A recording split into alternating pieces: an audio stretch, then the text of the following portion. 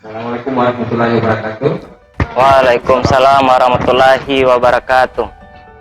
Teman-teman staf Dewan Guru yang sempat hadir pada kegiatan kami hari ini, kami bertiga mengucapkan banyak terima kasih karena sudah mau hadir untuk mengikuti kegiatan yang akan kami lakukan.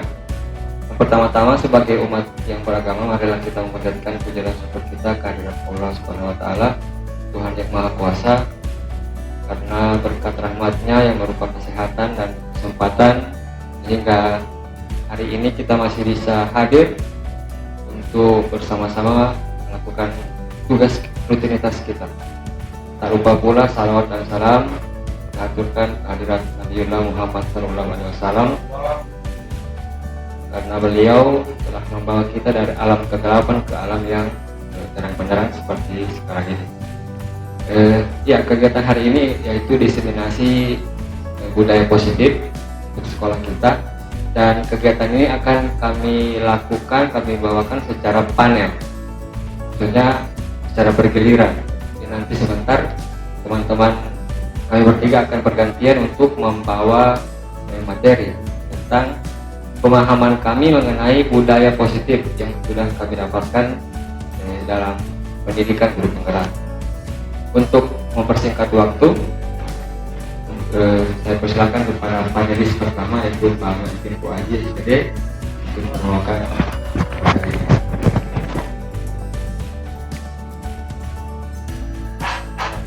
Baik, terima kasih atas kesempatan yang diberikan kepada saya. Jadi pada kesempatan kali ini kita akan berbagi sedikit tentang penerapan budaya positif. Namun sebelumnya kita di sini dari guru penggerak itu sudah mempelajari beberapa modul. Yang pertama itu modul tentang filosofi pemikiran Ki Hajar Dewantara tentang pendidikan. Kemudian nilai dan peran guru penggerak. yang ketiga visi guru penggerak, dan yang keempat adalah budaya positif. Nanti itu akan saling berhubungan, tapi kita lebih berfokus pada penerapan budaya positif di sekolah. Nah, sebelum kita masuk, saya mengambil sebuah dari Ki Hajar Dewantara tentang dasar-dasar pendidikan keluarga. Beliau di sini mengambil contoh perbandingannya dengan hidup tumbuh-tumbuhan seorang petani. Dalam hakikatnya sama kewajiban dengan seorang pendidik yang menanam padi, misalnya hanya dapat menuntun tumbuhnya padi. Ia dapat memperbaiki kondisi tanah, memelihara tanaman padi, memberi pupuk dan air, membasmi ulat-ulat atau jamur-jamur yang mengganggu hidup tanaman padi, dan lain sebagainya. Jadi hanya itu yang bisa kita lakukan. Kita tidak bisa membuat padi menjadi jagung seperti itu. Jadi itu filosofi pemikiran dari seorang Ki Hajar Dewantara. Bisa masuk. Oke. Nah, di sini tujuan CGP dapat menyampaikan pembelajaran dari penerapan konsep inti dari modul budaya positif serta pemahaman mereka mengenai konsep-konsep inti dalam modul budaya positif. Nah, di sini ya. Jadi di sini ada konsep inti dalam budaya positif. Yang pertama, perubahan paradigma belajar, nilai disiplin positif, nilai-nilai kebajikan, kebutuhan dasar manusia, motivasi, perilaku manusia, posisi kontrol guru, kemudian keyakinan kelas, dan yang terakhir restitusi. Mungkin Bapak Ibu baru mendengar yang namanya restitusi. Nanti sebentar akan disampaikan. Jadi pada kesempatan kali ini saya akan mengambil bagian tentang perubahan paradigma belajar dan disiplin positif. Baik, sebelum masuk ke situ, ada namanya perubahan paradigma teori kontrol. Jadi Bapak Ibu, ada sebuah ilusi bahwa, maksudnya yang mungkin di dalam ilusi ataupun pikiran kita, bahwa ilusi guru dapat mengontrol murid. Kira-kira Bapak Ibu ada tidak pikiran seperti itu? Bahwa ada ilusi guru dapat mengontrol murid. Kemudian yang berikut juga ada ilusi bahwa kritik dan membuat orang merasa bersalah dapat menguatkan karakter. Ya, jadi ada kritik dan membuat orang merasa bersalah itu dapat menguatkan karakter. Ya, jadi Bapak Ibu silakan berpikir apakah ada ilusi seperti itu ataupun pemikiran-pemikiran seperti itu. Kemudian yang berikut adalah ilusi bahwa semua penguatan positif efektif dan bermanfaat. Kemudian yang berikut, ilusi bahwa orang dewasa memiliki hak untuk memaksa. Jadi ini merupakan paradigma ataupun teori kontrol ataupun yang disebut dengan ilusi teori kontrol. Nah, kemudian kita masuk di ada juga perubahan paradigma stimulus respon. Biasanya yang kita kenal di kelas itu ada stimulus respon. Bagaimana dengan teori kontrol? Nah, pertanyaannya adalah, bisakah kita sebagai guru ataupun ya lebih fokus kepada guru, bisakah kita mengontrol seseorang? Itu pertanyaan utama. Apakah bisa kita mengontrol seseorang? Nah, kalau di stimulus respon, kita mencoba mengubah orang agar berpandangan sama dengan kita. Dalam teori kontrol, itu kita bisa berusaha memahami pandangan orang lain tentang dunia seperti itu. Kalau dalam stimulus respon, perilaku buruk dilihat sebagai suatu kesalahan. Namun dalam teori kontrol, semua perilaku pasti dia memiliki tujuan. Jadi kita perlu pahami seperti itu. Kemudian dalam stimulus respon, orang lain bisa mengontrol saya. Tapi dalam teori kontrol, hanya Anda yang bisa mengontrol diri Anda. Ya, jadi kita perlu merubah paradigma itu ya. Nah, mungkin kita juga berpikir pemaksaan ada pada saat bujukan yang gagal. Namun dalam teori kontrol, kolaborasi dan konsensus itu menciptakan pilihan-pilihan yang baru. Dalam stimulus respon juga ada model berpikir menang atau kalah. Namun dalam teori kontrol, model berpikir itu menang. Bagaimana dengan perubahan paradigma belajar? Sini kita lihat bahwa perubahan paradigma belajar merujuk pada pergeseran fundamental dalam cara pandang dan pendekatan terhadap proses pembelajaran. Jadi cara pandang kita terhadap proses pembelajaran. Paradigma belajar yang baru ini menggantikan atau melengkapi paradigma yang sudah ada sebelumnya karena adanya perubahan dalam pemahaman teknologi ataupun kebutuhan masyarakat.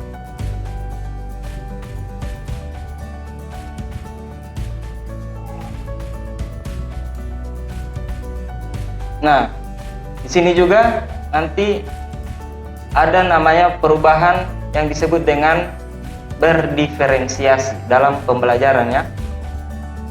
Nah, di sini ada pembelajaran konvensional itu ke pembelajaran aktif. Mungkin ini juga masih ada hubungannya dengan ke-13, tapi kita nanti akan lihat bagaimana pembelajaran berdiferensiasi. Kemudian pembelajaran individual ke pembelajaran yang kolaboratif. Ya, nanti kalau misalkan di kurikulum 13 ada juga yang kurikulum merdeka itu ada yang namanya P5, penguatan proyek pelajar Pancasila. Nanti di situ bukan dilihat, yang dinilai adalah bukan produknya, tapi proses dalam pembuatan proyek itu. Jadi di proses itu nilai-nilai karakter apa yang akan kita nilai. Jadi di proses itu yang akan kita lihat, bukan di hasil produk. Jadi di situ kita akan menilai entah kerjasamanya, tanggung jawabnya, dan lain sebagainya.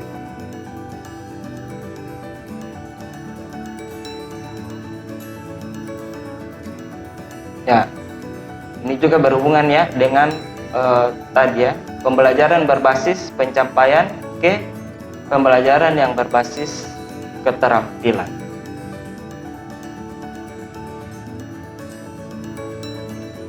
Nah, apa tujuan dari perubahan paradigma ini? Ya, di sini untuk menciptakan pengalaman pembelajaran yang lebih menarik, relevan, dan memotivasi sehingga siswa dapat mengembangkan potensi secara optimal dan berpihak pada murid. Jadi Bapak Ibu, sebentar juga nanti akan dijelaskan tentang teori motivasi. Bagaimana kita memunculkan atau menghidupkan motivasi dari siswa, motivasi yang dari dalam diri, bukan motivasi dari luar. Karena kalau dia motivasi dari dalam diri, itu otomatis akan jangka panjang. Nanti lebih jelasnya nanti kita akan lihat sebentar.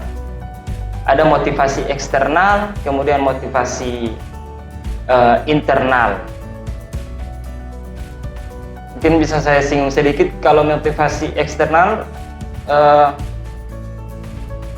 biasa itu ada pertanyaan begini, apa yang akan terjadi apabila saya tidak melakukannya? Bisa jadi untuk menghindari ketidaknyamanan ataupun hukuman. Kemudian itu motivasi eksternal. Kemudian juga ada muncul pertanyaan dari dalam diri, apa yang akan saya dapatkan apabila saya melakukannya?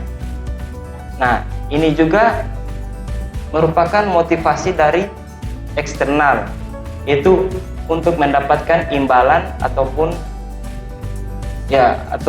mendapatkan imbalan ataupun penghargaan dari orang lain. Nah, bagaimana dengan motivasi internal? Nah, kalau motivasi internal yang muncul dari dalam dirinya, yaitu saya akan menjadi orang seperti apa apabila saya melakukannya. Jadi itu motivasi yang dari dalam diri. Jadi dia menghargai diri sendiri.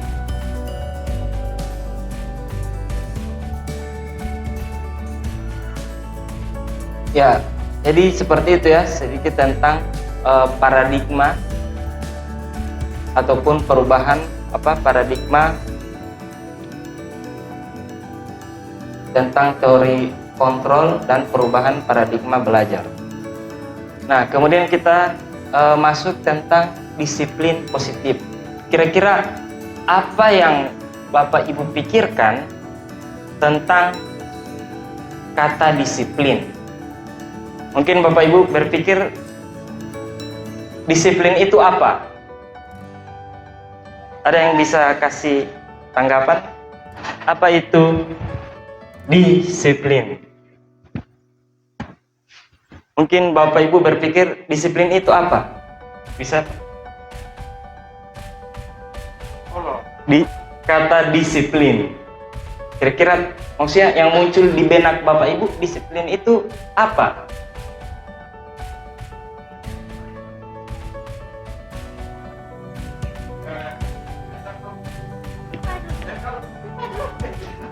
Apa itu disiplin? Ya, kepatuhan terhadap aturan. Berarti kalau saya bisa baca, berarti di dalam pikiran Bapak Ibu, disiplin itu adalah aturan. Mari kita lihat apa makna daripada kata disiplin.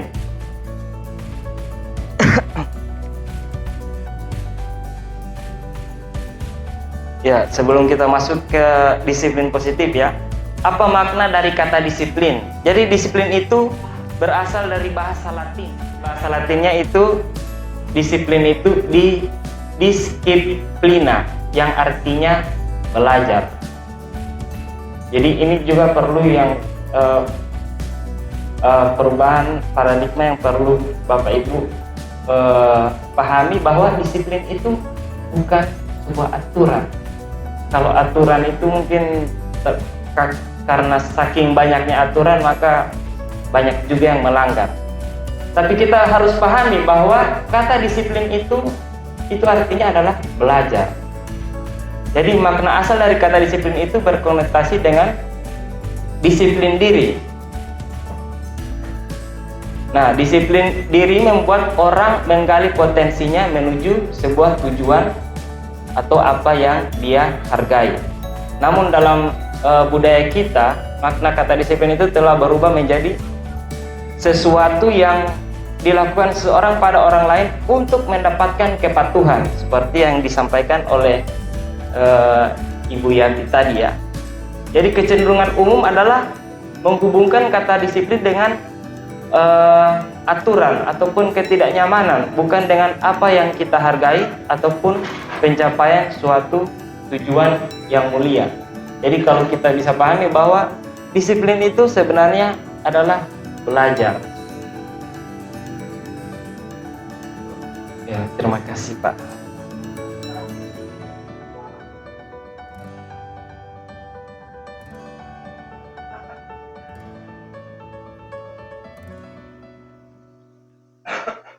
Ya, kalau Ki Hajar Dewantara itu menyatakan bahwa untuk mencapai kemerdekaan ataupun dalam konteks pendidikan kita saat ini, atau untuk menciptakan murid yang merdeka, syarat utamanya adalah harus ada disiplin yang kuat.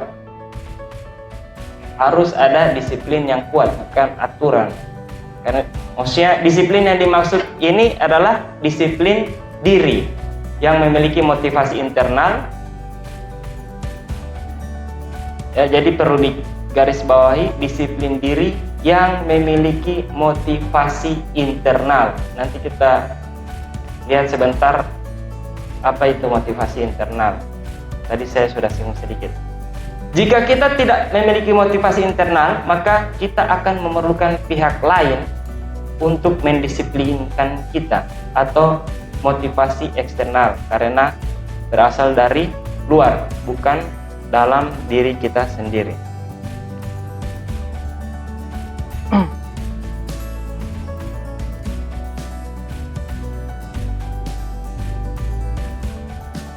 Nah, kalau kita sudah memahami bahwa kata disiplin itu bukan sebuah aturan, maka seseorang yang memiliki disiplin diri berarti mereka bisa bertanggung jawab terhadap apa yang dia lakukan, karena mereka mendasarkan tindakan mereka pada nilai-nilai kebajikan universal.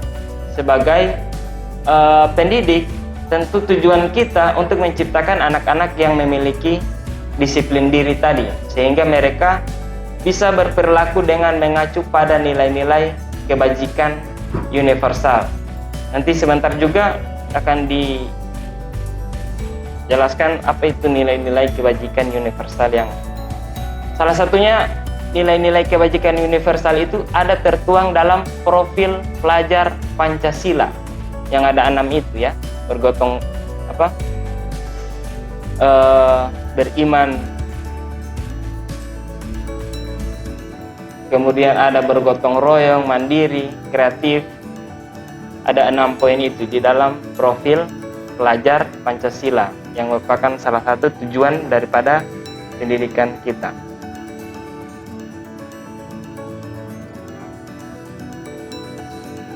Nah, kemudian di sini disiplin positif. Disiplin positif adalah pendekatan dalam mengelola perilaku anak dengan fokus pada penguatan hubungan positif antara guru atau orang dewasa dan anak.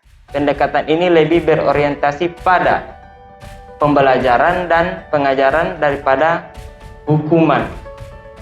Nanti kita lihat juga ada sebentar akan dijelaskan tentang teori kontrol. Tadi saya sudah jelaskan tentang teori kontrol. Maksudnya 5 posisi kontrol seorang guru. Jadi ada penghukum, pembuat rasa bersalah, kemudian teman, pemantau, dan manajerial. Ada 5 posisi kontrol. Nanti Bapak Ibu akan melihat kira-kira Bapak Ibu berada di posisi kontrol yang mana. Apakah sebagai penghukum, pembuat rasa bersalah, atau yang paling tinggi sebagai identitas yang berhasil, yaitu posisi kontrol sebagai manajerial.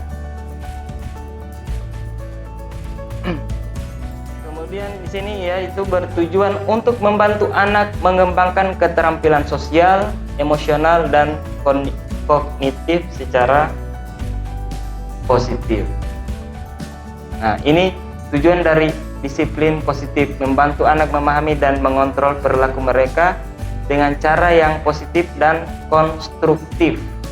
Yang kedua, membangun hubungan saling percaya antar orang dewasa dan anak.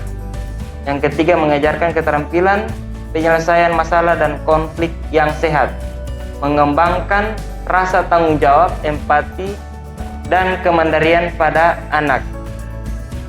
Yang kelima, meningkatkan kualitas hubungan dalam keluarga dan lingkungan sekolah. Ya, di sini ada beberapa contoh disiplin positif, yaitu menggunakan penguatan positif dari pujian ketika anak berperilaku baik ataupun mencapai sesuatu. Mengajak anak untuk berbicara dan merenungkan tindakan mereka ketika mereka berperilaku tidak sesuai. menetapkan batasan dan aturan yang jelas dan adil untuk membantu anak memahami konsekuensi dari tindakan mereka. Yang keempat, memberikan kesempatan pada anak untuk berpartisipasi dalam pembuatan aturan ataupun keputusan sehingga mereka merasa memiliki tanggung jawab atas perilaku mereka.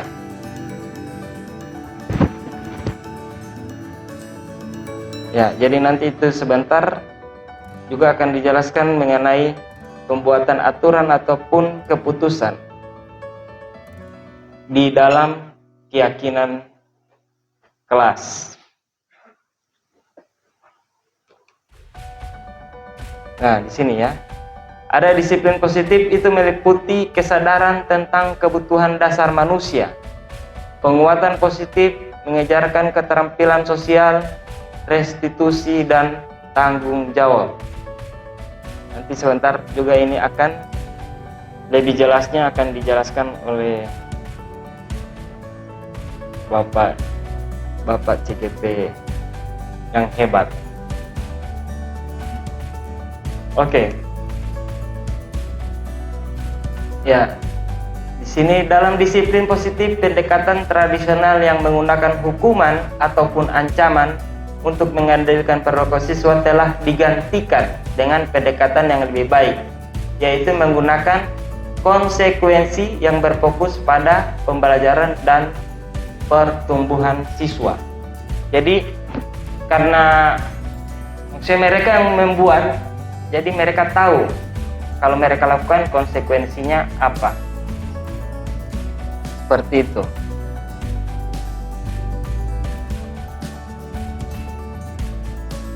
Ya, ini contoh ya. Dalam disiplin positif, hukuman, bentuk tindakan atau penderitaan yang diberikan kepada seseorang sebagai akibat dari perbuatan buruk atau pelanggaran yang dilakukannya. Ya, ini mungkin bukan mungkin ya, sering kita lakukan. Jadi hukuman ini dapat berupa fisik, misalnya pukulan, atau non fisik, misalnya teguran keras ataupun kata-kata yang dapat menyakiti.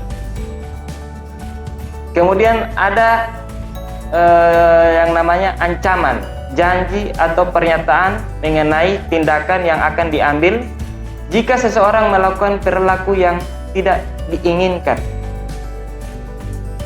Penggunaan ancaman dalam pengolahan perilaku dapat menciptakan ketegangan dan mempengaruhi hubungan antara guru dan siswa.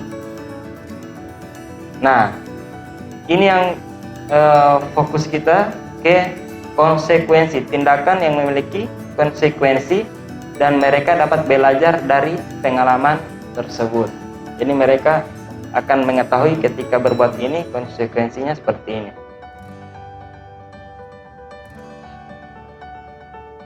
Ya.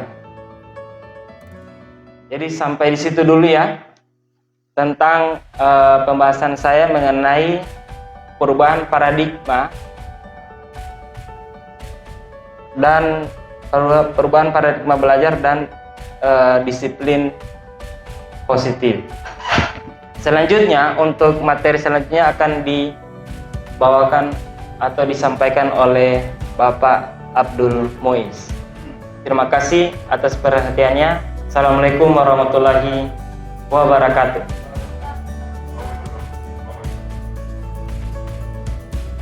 Kami mengucapkan banyak terima kasih ya teman-teman untuk sesi berbagi ini. Dan mulai dari minggu kemarin kami juga di pendidikan guru penggerak sudah masuk pada pembelajaran berdiferensiasi. Jadi misalnya PP insya Allah setelah selesai modul 2 nanti kami juga akan berbagi dengan teman-teman bagaimana RPP berdiferensiasi. Terima kasih atas kesempatan yang diberikan yang sudah disempatkan di sesi berbagi kali ini. Saya bertiga mengucapkan terima kasih banyak. Terima kasih.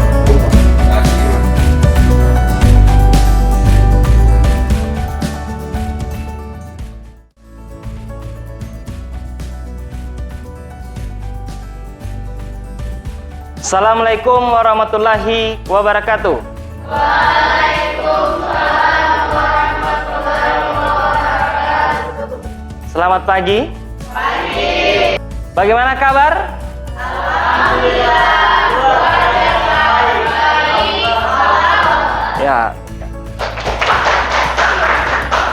Ya, terima kasih. Jadi ini adalah pertemuan pertama kita di awal semester tahun ajaran 2023-2024, semester ganjil ya. Nah, sebelum kita memulai pelajaran kita ke depan, selama satu semester ke depan, kita buat dulu kesepakatan kelas atau yang nantinya akan kita jadikan sebagai keyakinan kelas. Artinya keyakinan berarti sesuatu yang kita yakini, kalau dalam hal ini kita yakini kebenarannya. Jadi insya Allah semua bisa melaksanakan keyakinan itu. Yang namanya kalau sudah jadi keyakinan, insya Allah bisa kita laksanakan. Tapi kita awali dulu dengan namanya peraturan, kesepakatan ataupun peraturan kelas. Maksudnya silakan kalian sebutkan peraturan apa yang kalian mau selama proses pembelajaran kita ke depan. Jadi silakan ditulis peraturan apa yang akan kalian mau. Pak Guru, saya suka belajar seperti ini. Pak Guru, saya tidak suka. Tapi sebelum kita mulai kegiatan kita, mari kita berdoa dulu. Berdoa, mulai.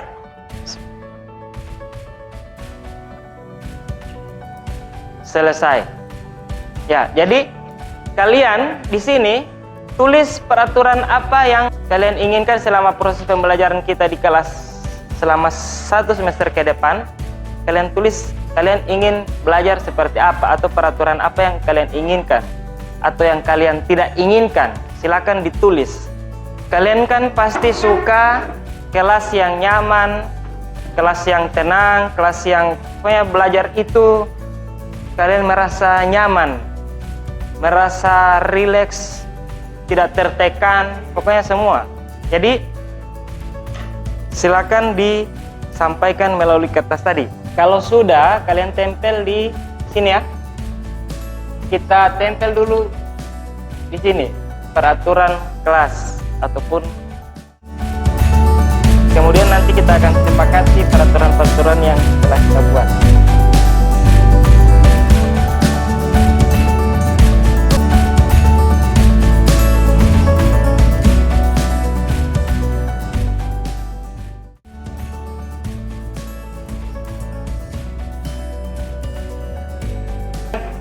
Dilarang melakukan kekerasan. Saya tidak suka diperlakukan dengan keras. Saya suka diperlakukan dengan lemah lembut. Ya.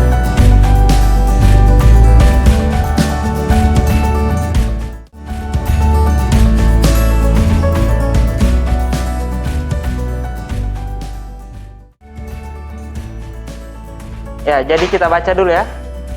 Ini tidak boleh ribut di dalam kelas saat guru masuk. Tidak boleh ribut di dalam kelas saat guru masuk. Jadi dia suka di dalam kelas itu harus tenang pada saat guru masuk, pada saat mau pembelajaran. Sepakat? Sepakat. Angkat tangan yang tidak sepakat. Sepakat begitu? Sepakat. Ya. Nah, ini lagi. Saya tidak suka ada keributan di kelas sama dengan tadi ya. Ya, berarti dia menyukai yang kelas yang tenang. Ini, saya tidak suka kelas yang berisik atau ribut. Sama.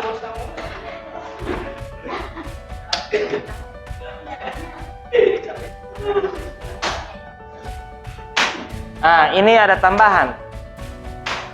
Sementara belajar tidak boleh, nggak boleh di sini. Sementara belajar nggak boleh ribut.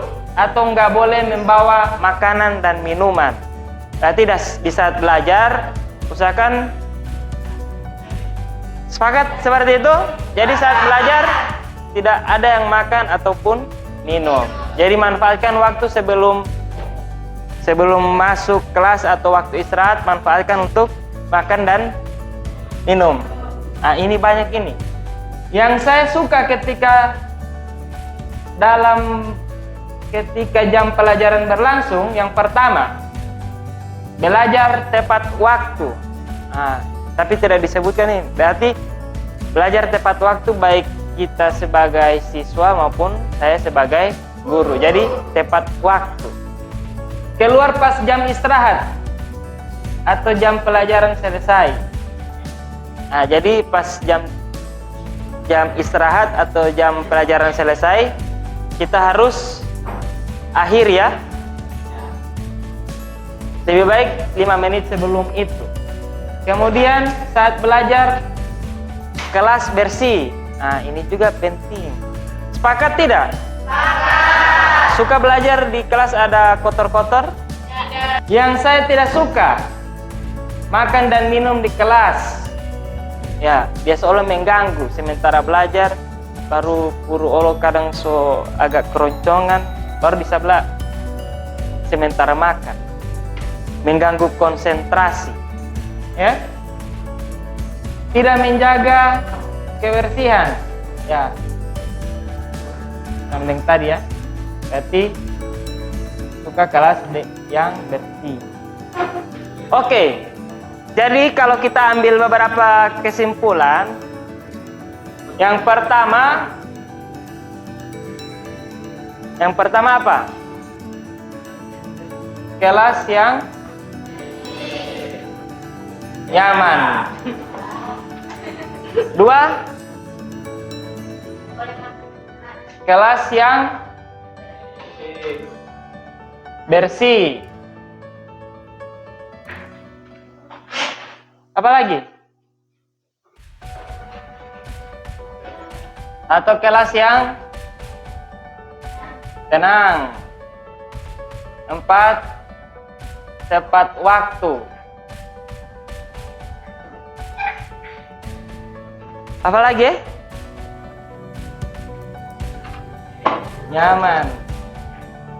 Tepat waktu. Guru sedang menjelaskan mata pelajaran, tidak boleh ribut.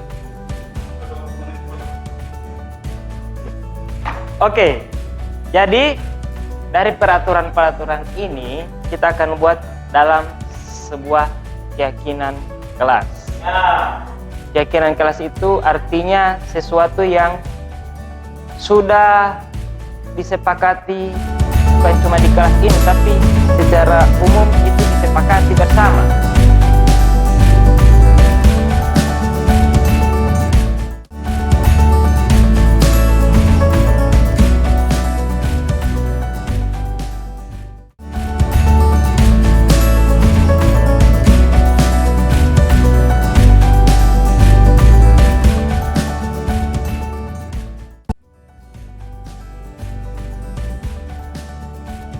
Misalkan tidak boleh makan di dalam kelas, itu saling menghargai, saling menghormati.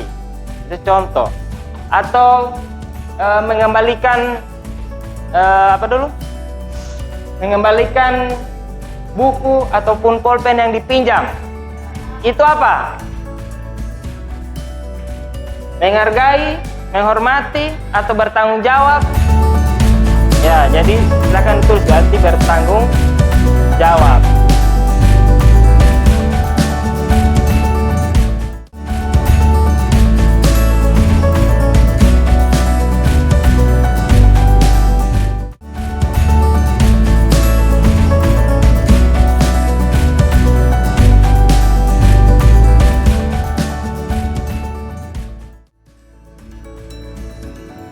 Tempel saya di sini. Memang keyakinan itu tidak banyak. Kalau peraturan banyak, tapi keyakinan dia hanya sedikit. Oke, tempel.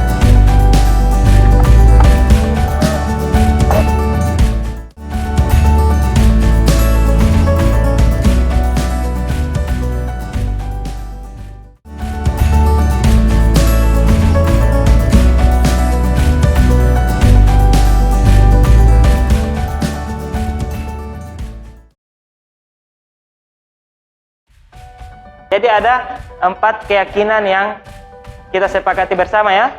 Yang pertama, saling menghargai. Yang kedua, saling menghormati. Yang ketiga, bertanggung jawab. Yang keempat, menjaga kesehatan atau kebersihan. Oke, sepakat ya? Kita punya 4 keyakinan kelas yang harus kita jaga selama 1 semester ke depan. Sebelum kita tutup, kita berikan aplaus dulu untuk semua. Oke, jadi masing-masing Pak Guru ada kasih tugas.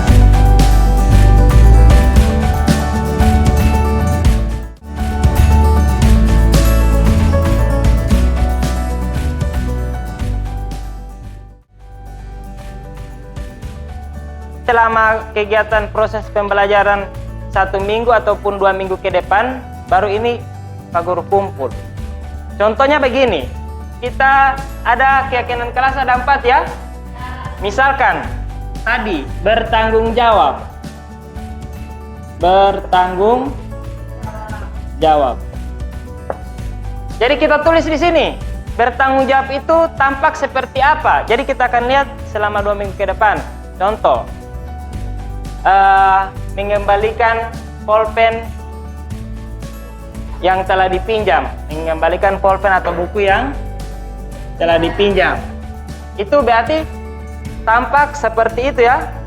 Bertanggung jawab itu tampak seperti siswa ataupun siapa mengembalikan buku atau pulpen yang telah dipinjam. Kalau tidak tampak berarti tidak mengembalikan ya. Itu contoh.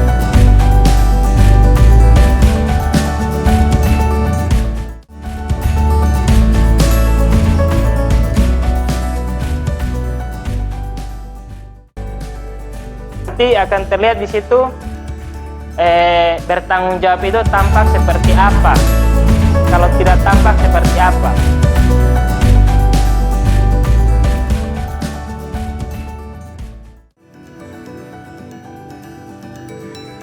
Halo. Hai. Oke, jadi itulah kesepakatan kelas kita selama kurang lebih 1 semester ke depan. Nanti apabila ada hal-hal yang perlu kita tambahkan, nanti kita akan tambahkan pada saat proses pembelajaran. Siap ya? Jadi kita punya 4 keyakinan kelas. Yang pertama, saling menghormati, saling menghargai, bertanggung jawab, dan menjaga kesehatan ataupun menjaga kebersihan. Oke, terima kasih atas perhatiannya. Kita tutup dengan mengucapkan hamdalah. Alhamdulillahirabbil alamin. Terima kasih atas perhatiannya. Assalamualaikum warahmatullahi wabarakatuh.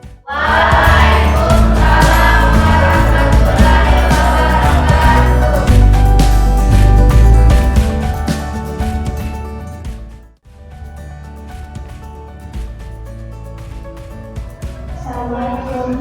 Waalaikumsalam. Silakan dulu lah. Dina tahu kenapa Pak Guru undang ke ruangan? Belum tahu Pak. Ya, jadi Dina tadi atau bermain ponsel di dalam kelas, dan itu sering Dina lakukan. Dina tahu peraturan dengan menggunakan ponsel di dalam kelas itu melanggar. Itu adalah pelanggaran terhadap aturan sekolah. Tapi Pak Guru tidak ingin melihat Dina sebagai murid yang gagal. Kita semua pernah melakukan kesalahan. Pak Guru ingin mencari solusi bersama Dina. Pak Guru tidak tertarik mencari siapa yang salah, tapi Pak Guru ingin mencari cara untuk membantu Dina dalam mengatasi permasalahan yang Dina lakukan. Apakah Dina sedang menjadi teman yang baik untuk diri Dina sendiri? Saya tahu itu salah, tapi saya sulit mengontrol keinginan untuk menggunakan ponsel di kelas.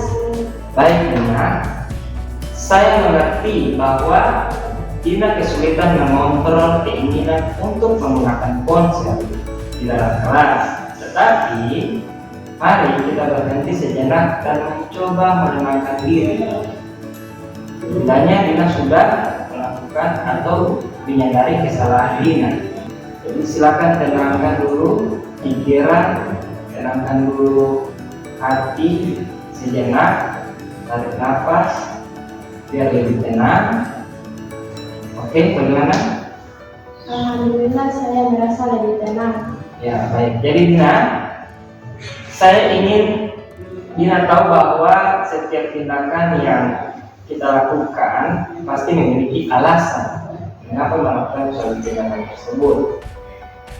Saya ingin memahami mengapa Dina terus menggunakan ponsel di dalam kelas. Bisakah Dina menceritakan atau berbagi dengan Pak Guru hal apa yang mendasari Dina kenapa sering bermain ponsel di dalam kelas?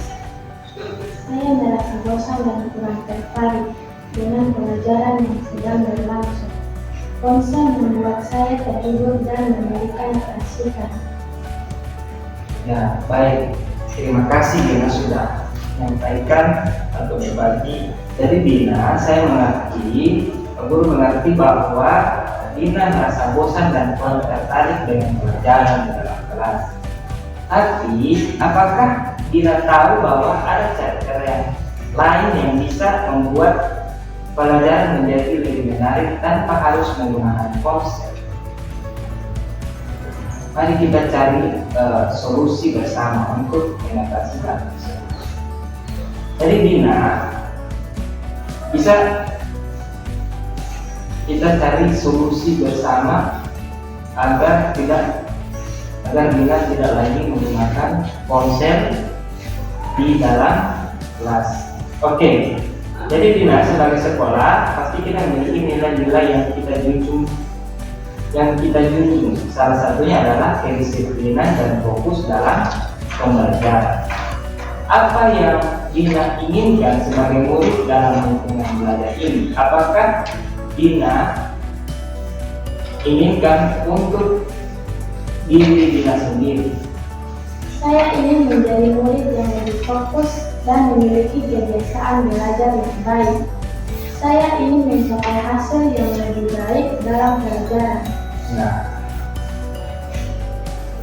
itulah tujuan yang sebenarnya, itulah tujuan yang hebat, tujuan yang harus dirasakan. Sungguh luar biasa. Jadi Dina, mari kita pikirkan cara-cara yang bisa Dina lakukan untuk mencapai tujuan tersebut. Mungkin Dina bisa mencoba teknik belajar yang berbeda, seperti membuat catatan yang menarik, atau berdiskusi aktif dengan teman kelas, atau apa saja yang hal yang lebih menyenangkan dibanding harus bermain ponsel di dalam kelas. Bagaimana menurut Dina? Saya ingin mencoba hal-hal itu. Saya ingin meningkatkan konsentrasi dan kebiasaan belajar yang baik. Ya. Saya, Pak Guru, sungguh sangat bangga mendengar hal tersebut. Dina, Pak Guru akan selalu membantu dan mendukung Dina dalam mencapai tujuan tersebut. Mari kita bersama-sama mencari cara untuk membantu Dina menjadi murid yang lebih fokus dan mencapai hasil yang lebih baik dalam pelajaran tanpa tergantung pada penggunaan ponsel. Jadi jika ada hal yang perlu kita diskusikan yang perlu, nanti Dina datang dulu, ya nanti Dina akan konsultasi dengan Pak Guru. Jadi ruangan ini selalu terbuka. Terima kasih Dina sudah datang di sini. Silakan kembali ke dalam kelas. Ya, Pak.